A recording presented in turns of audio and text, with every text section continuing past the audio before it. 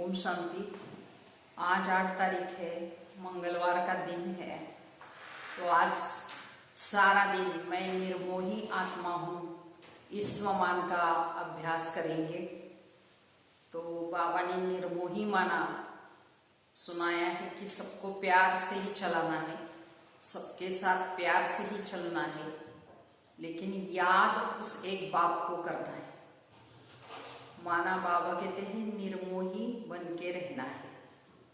साथ साथ आज बाबा ने कहा है बाप जो है जैसा है उसे यथार्थ पहचान कर याद करना है, और इसके लिए हमारी बुद्धि को विशाल बनाना है। तो बाप को भी पहचान सकेंगे और बाप की याद भी यथार्थ रीति फिर कर सकेंगे। आज का महावाक्य है, बाबा कहते मीठे बच्चे बाप जो है जैसा है उसे यथार्थ पहचान कर याद करो। इसके लिए अपनी बुद्धि को विशाल बनाओ। प्रश्न है, बाप को गरीब निवास क्यों कहा गया है? उत्तर, क्योंकि इस समय जब सारी दुनिया गरीब अर्थात दुखी बन गई है तब बाप आए हैं सबको दुख से छुड़ाने। बाकी किस पर तरस खाकर कपड़े दे देना, पैसे दे देना वो कोई कमाल की बात नहीं। इससे वो कोई साहूकार नहीं बन जाता। ऐसे नहीं मैं कोई इन भीलों को पैसा देकर गरीब निवास कहलाऊंगा। मैं तो गरीब अर्थात पतितों को जिनमें ज्ञान नहीं है उन्हें ज्ञान देकर पावन बनाता हूं। गीत है, यही बहार है दुनिया को भूल जाने की। ओम शांति। मीठे मीठे बच्चों ने गीत सुना। बच्चे जानते हैं गीत तो दुनियावी मनुष्य ने गाया है, तो अक्षर बड़े अच्छे हैं। इस पुरानी दुनिया को भूलना है। आगे ऐसे नहीं समझते थे। कलयुगी मनुष्यों को भी समझ नहीं आता कि नई दुनिया में जाना होगा तो जरूर पुरानी दुनिया को भूलना होगा। भले इतना समझते हैं पुरानी दुनिया को छोड़ना है, परंतु वो समझते अजून बहुत समय पड़ा है। नई सो पुरानी होगी ये तो समझते, परंतु लंबा टाइम डालने से ये सब बातें भूल गए। तो तुमको अब स्मृति दिलाई जाती है कि अभी नई दुनिया स्थापन होनी है, इसलिए पुरानी दुनिया को भूलना है। तो भूल जाने से क्या होगा? तो हम ये शरीर छोड़ नई दुनिया में जाएंगे, परंतु अज्ञान काल में भी ऐसी ऐसी बातों के अर्थ पर किसका ध्यान नहीं जाता। जिस प्रकार बाबा समझाते हैं ऐसे कोई भी समझाने वाला नहीं है, तो तुम इसके अर्थ को समझ सकते हो। ये भी बच्चे जानते हैं बाप बहुत ही साधारण है। अनन्य अच्छे अच्छे बच्चे भी पूरा समझते नहीं है, भूल जाते हैं कि इनमें शिव बाबा आते हैं। कोई भी डायरेक्शन देते हैं तो समझते नहीं कि ये शिव बाबा का डायरेक्शन है। शिव बाबा को सारा दिन जैसे भूले हुए है, तो पूरा न समझने के कारण वो काम नहीं करते। तो माया याद करने नहीं देती, तो स्थायी वो याद ठहरते नहीं। मेहनत करते करते पिछाड़ी में आखिर वो अवस्था होनी जरूर है। तो ऐसा कोई भी नहीं जो इस समय कर्मातीत अवस्था को पाले। बाप जो है जैसा है उनको जानने में बड़ी विशाल बुद्धि चाहिए। तुमसे पूछेंगे बाप दादा गरम कपड़े पहनते हैं? कहेंगे दोनों को पड़े हुए हैं। शिव बाबा कहेंगे मैं थोड़ी गर्म कपड़े पहनूंगा, मुझे ठंडी नहीं लगती। हाँ, जिसमें प्रवेश किया है उनको ठंडी लगेगी। मुझे तो न भूख न प्यास कुछ नहीं लगता, मैं तो निर्लेप हूं। सर्विस करते हुए भी इन सब बातों से न्यारा। मैं खाता पीता नहीं हूं। जैसे एक साधु भी कहता था, मैं न खाता हूं न पीता हूं। उन्होंने फिर आर्टिफिशियल वेश धारण कर लिया। देवताओं के नाम भी तो बहुत तो ने रखे, तो और कोई धर्म में देवी देवता बनते ही नहीं। यहाँ कितने मंदिर है, बाहर में तो एक शिव बाबा को ही मानते हैं। तो बुद्धि भी कहती है फादर तो एक ही होता है और फादर से ही वर्षा मिलता है। तो तुम बच्चों की बुद्धि में है कि कल्प के इस पुरुषोत्तम संगम युग पर ही बाप से वर्षा मिलता है। तो जब हम सुख धाम में जाते हैं तो बाकी सब तब शांति धाम में रहते हैं। तो तुम्हारे में भी ये समझ नंबरवार है, अगर ज्ञान के विचारों में रहते हैं तो तुम लोगों के बोल भी वही निकलेंगे। तुम रूप बसंत बन रहे हो बाबा द्वारा, तो रूप भी हो और बसंत भी हो। दुनिया में और कोई कह न सके कि हम रूप बसंत है। तुम अभी पढ़ रहे हो, पिछाड़ी तक नंबरवार पुरुषार्थ अनुसार पढ़ लेंगे। शुभावा हम आत्माओं का बाप, ये भी दिल से लगता है ना। तो भक्ति मार्ग में थोड़ी दिल से लगता है। यहां तुम सन्मुख बैठे हो, समझते हो बाबा फिर से इस समय ही आएंगे, फिर और समय बाप को आने की दरकार ही नहीं। तो सतयुग से त्रेता तक आना ही नहीं है, द्वापर से कलयुग तक भी आने का नहीं है। वह आते हैं कल्प के संगम युग पर। तो बाप है गरीब निवाज, अर्थात सारी दुनिया जो दुखी गरीब हो जाती है उनका बाप है। तो इनकी दिल में क्या होगा, हम गरीब निवाज है तो सबका दुख अथवा गरीबी मिट जाए, वो तो सिवाय ज्ञान से कम हो न सके। बाकी कपड़ा आदि देने से कोई साहूकार तो नहीं बन जाएंगे। करके गरीब को देखने से दिल होगी इनको कपड़ा दे दे, क्योंकि याद पड़ता है ना मैं गरीब निवाज हूं। साथ साथ ये भी समझता हूं मैं गरीब निवाज कोई इन भीलों के लिए नहीं हूं। मैं गरीब निवाज हूं जो बिल्कुल ही पतित है, उन्हों को पावन बनाता हूं। मैं ही पतित पावन हूं। तो विचार चलता है मैं गरीब निवाज हूं, परंतु पैसे आदि कैसे दे? ऐसे आदि देने वाले तो दुनिया में आज बहुत है। बहुत फंड्स निकालते हैं जो फिर अनाथ आश्रम में भेज देते। जानते हैं अनाथ रहते अर्थात जिसको नाथ नहीं, अनाथ माना गरीब। तुम्हारा भी नाथ नहीं अर्थात बाप नहीं था, तुम गरीब थे, ज्ञान नहीं था। जो रूप बसंत नहीं वो गरीब अनाथ है, जो रूप बसंत है उनको सनात कहा जाता है। सनात साहूकारों को, अनाथ गरीबों को कहा जाता है। तो तुम्हारी बुद्धि में है सब गरीब है, कुछ लोगों को दे देवे तो बाप गरीब निवाज है। जो कहेंगे ऐसी चीजें देवे जिससे सदा के लिए साहूकार बन जाए। तो बाकी ये कपड़ा आदि देना तो कॉमन बात है, उनमें हम क्यों पड़े। हम तो उनको अनाथ से सनात बना देवे। भले कितना भी कोई पदमपति आदि दे हो, परंतु वह भी सब अलग काल के लिए है। यह है ही अनाथों की दुनिया। भले पैसे वाले हैं वह भी अलग काल के लिए, वह सदैव सनात है।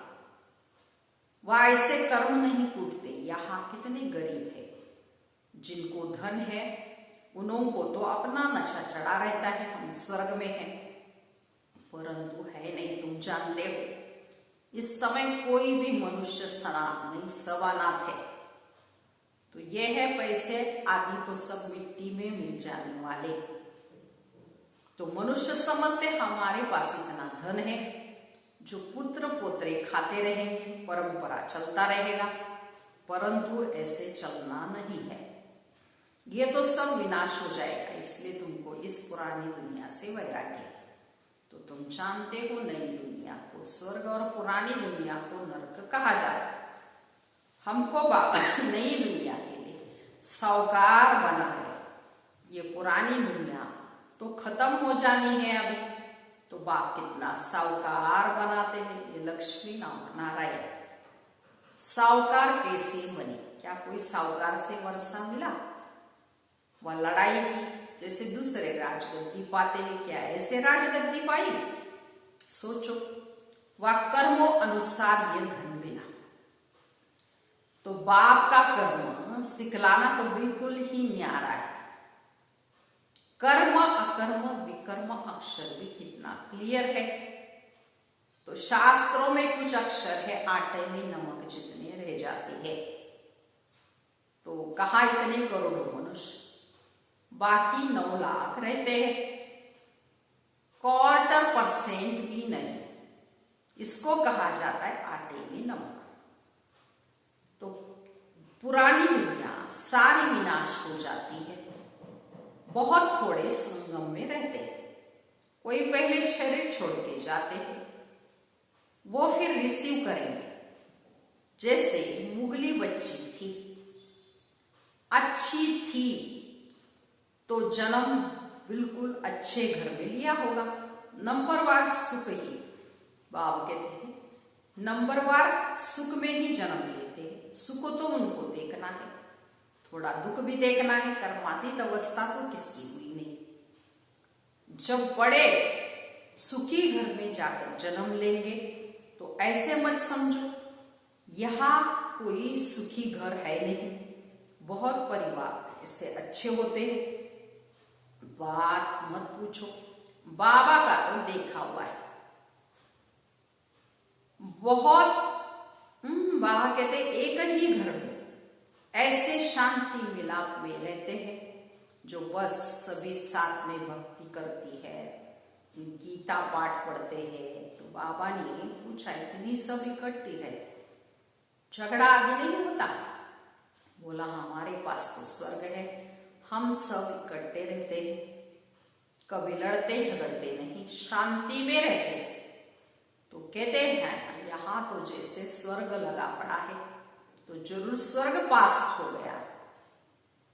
तब कहने में आता है ना कि यहाँ तो जैसे स्वर्ग लगा पड़ा, परंतु यहाँ तो बहुतों का स्वभाव स्वर्गवासी बनने का दिखाई नहीं देता। तो दास दासिया भी तो बनने हैं, ये राजधानी स्थापन होती है। बाकी जो ब्राह्मण बनते हैं वो दैवी घराने में आने वाले हैं। परंतु नंबरवार कोई तो बहुत मीठे होते हैं, सबको प्यार करते रहेंगे, कभी किसको गुस्सा नहीं करेंगे। गुस्सा करने से दुख होता है। जो मनसा वाचा कर्मणा किसको दुख नहीं देते रहते, उनको कहा जाता है दुखी आत्मा। जैसे पुण्य आत्मा पाप आत्मा कहते हैं, शरीर का नाम लेते हैं क्या? वास्तव में आत्मा ही बनती है। सब पाप आत्माएं भी एक जैसी नहीं होती, तो पुण्य आत्माएं भी बाबा कहते एक जैसी नहीं, नंबरवार पुरुषार्थ अनुसार होते हैं। तो स्टूडेंट खुद समझते होंगे ना कि हमारे कैरेक्टर्स अवस्था कैसी है, हम कैसे चलते हैं, सबको मीठा बोलते हैं। तो कोई कुछ कहे हम उल्टा सुल्टा जवाब तो नहीं देते। बाबा को कई बच्चे कहते हैं कि बच्चों पर गुस्सा आ जाता है। बाबा कहते जितना हो सके प्यार से काम लो। छोटे बच्चे को सुधारने के लिए कान से पकड़ते हैं, कृष्ण के लिए दिखाते हैं ना, उनको ओखली से बांधा। तो ये भी यहाँ की बात। छोटा बच्चा चंचल है तो खटिया से व झाड़ से बांध लो, थप्पड़ नहीं लगाओ, नहीं तो वो भी ऐसे ही सीख जाएंगे। बांधना ठीक है, ऐसा तो नहीं बच्चा बड़ा होकर माँ बाप को बांधेगा, नहीं, यह है बच्चों के लिए शिक्षा। बिल्कुल तंग कर रही हो तो कान से पकड़ सकते। कोई बच्चे एकदम नाक में दम कर देते हैं, तो निर्मोही बनना चाहिए, मुंह नहीं रखना चाहिए। ये तो तुम बच्चे समझते हो, हमको ये लक्ष्मी नारायण बनना है। एम ऑब्जेक्ट भी सामने खड़ी है, कितनी ऊंच एम ऑब्जेक्ट है, पढ़ाने वाला भी हाईएस्ट है। बाप श्री कृष्ण की महिमा भी गाते हैं कि की सर्वगुण संपन्न 16 कला संपूर्ण डबल अहिंसक मर्यादा पुरुषोत्तम। तो अब तुम बच्चे जानते हो कि वह हम बन रहे हैं, परंतु यहाँ आए ही हो बनने के लिए। तो तुम्हारी ये सच्ची सत्यनारायण की कथा है, नर से नारायण बनने की। अमरनाथ है अमरपुरी में जाने की अमर कथा। कोई सत्यासी आदि इन बातों को नहीं जानता। कोई भी मनुष्य मात्र को ज्ञान का सागर व पतित पावन नहीं कहेंगे। तो जबकि सारी सृष्टि पतित है, हम पतित पावन किसको कहें? यहाँ कोई पुण्यात्मा हो न सके। तो आप समझाते हैं ये पतित दुनिया है, श्री कृष्ण है अव्वल नंबर, उनको भी भगवान नहीं कह सकते। तो जन्म मरण रहित एक निराकार बाप है, गाया जाता है शिव परमात्मा ने नमः। ब्रह्मा विष्णु शंकर को देवता कहा गया है, फिर शिव को परमात्मा कहते हैं। तो शिव सबसे ऊपर हो, वह है सबका बाप। वर्षा भी बाप से मिलना है, तो सर्वव्यापी कहने से वर्षा नहीं मिलता। बाप स्वर्ग की स्थापना करने वाला है, तो जरूर स्वर्ग का ही वर्षा देंगे। ये लक्ष्मी नारायण है नंबर 1। तो पढ़ाई से यह पद पाना है। तो भारत का प्राचीन योग क्योंकि नहीं बावते महशूर होगा, जिससे मनुष्य विश्व के मालिक बनते हैं, उसको कहते हैं सहज योग। सहज ज्ञान है भी बहुत सहज। एक ही जन्म के पुरुषार्थ से कितनी प्राप्ति होती है, अनेक जन्मों की। भक्ति मार्ग में तो जन्म पाए जन्म ठोकरे खाते हैं, लेकिन मिलता कुछ भी नहीं। तो ये तो एक ही जन्म मिलता है, इसलिए सहज कहा जाता है। तो सेकंड में जीवन मुक्ति कहा जाता है। आजकल तो देखो कैसे कैसे इन्वेंशन निकालते रहते हैं। साइंस का भी वंडर है, तो साइलेंस का भी वंडर देखो कैसा है। वो सब कितना देखने में आता है, यहाँ कुछ भी नहीं। तो तुम शांति में बैठे हो, नौकरी आदि भी करते हो। हथ काटे दिल याद, मान हाथ से कर्म करना है और दिल से बाप को याद करना है। और आत्मा का दिल यार तरफ आशिक माशुक भी गाए हुए हैं। वो एक दो की शक्ल पर आशिक होते हैं, तो विकार की बात नहीं रहती। कहाँ भी बैठे याद आ जाएगी और रोटी खाते रहेंगे, बस सामने उनको देखते रहेंगे। तो अंत में तुम्हारी यह अवस्था हो जाएगी, बस बाबा को ही याद करते रहेंगे। अच्छा, मीठे मीठे सिकिलते बच्चों प्रति माता पिता बाप दादा का याद प्यार और गुड मॉर्निंग। रूहानी बाप की रूहानी बच्चों को नमस्ते। हम रूहानी बच्चों की रूहानी माता पिता बाप दादा को याद प्यार गुड मॉर्निंग और नमस्ते। हम बनेंगे फरिश्ते। वाह बाबा वाह, शुक्रिया बाबा शुक्रिया। अब इस सारी मुरली का धारणा के लिए मुख्य सार सुनिए। पहली पॉइंट है, रूप बसंत बन मुख से सदा, सुखदाई बोल बोलने है, दुखदाई नहीं बनना है। ज्ञान के विचारों में रहना है, मुख से ज्ञान रतन ही निकालने हैं। दूसरी पॉइंट, निर्मोही बनना है, लेकिन हर एक से प्यार से काम लेना है, गुस्सा नहीं करना है। अनाथ को सनाथ बनाने की सेवा करनी है, माना ज्ञान देना है बाप के। वरदान, अपवित्रता के नाम निशान को भी समाप्त कर हिज होलीनेस का टाइटल प्राप्त करने वाले होली हंस भव। विस्तार, जैसे हंस कभी भी कंकड़ नहीं चुकते, रतन धारण करते हैं, ऐसे होली हंस किसी के अवगुण अर्थात कंकड़ को धारण नहीं करते। वे व्यर्थ और समर्थ को अलग कर व्यर्थ को छोड़ देते हैं और समर्थ को अपना लेते हैं। ऐसे होली हंस की पवित्र शुद्ध आत्माएं हैं। उनका आहार व्यवहार सब शुद्ध होता है। जब अशुद्धि अर्थात अपवित्रता का नाम निशान भी समाप्त हो जाए तब भविष्य में हिज होलीनेस का टाइटल प्राप्त हो, इसलिए कभी गलती से भी किसी के अवगुण नहीं धारण करनी है। माना हम समान हमेशा बाबा कहते हैं रतन धारण करने हैं, रतन को चुगना है, किसी के भी अवगुण नहीं देखने। माना बाबा कहते हैं यह अंडरलाइन करना है, किसी के अवगुण को देखना भी नहीं और किसी के अवगुण को धारण करना भी नहीं, ऐसे होली होम्स बनना है। स्लोगन है सर्वंश त्यागी वो है जो पुराने स्वभाव संस्कार के वंश का भी त्याग करना है, क्योंकि बाबा कहते वंश होगा तो वो अंश पैदा करेगा, इसलिए वंश सहित सब पुराने स्वभाव संस्कार का त्याग ही सर्वंश त्याग है। अच्छा, ओम शांति।